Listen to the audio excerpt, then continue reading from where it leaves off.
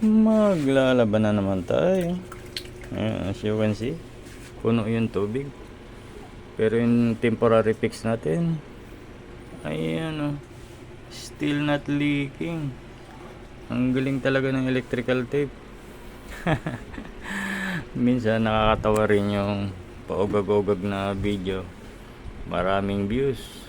So maraming nagsuggest na palitan mo na. Kulang na lang sabihin sa'yo yung kuripot mo naman.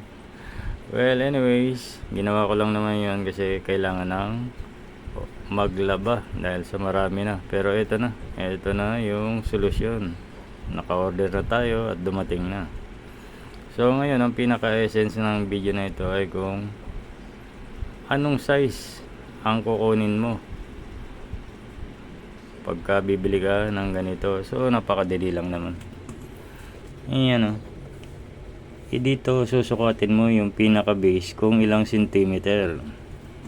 So sa akin ay sinukat ko 3 cm ang sukat nya. So ito magkasinlaki naman. Ayan.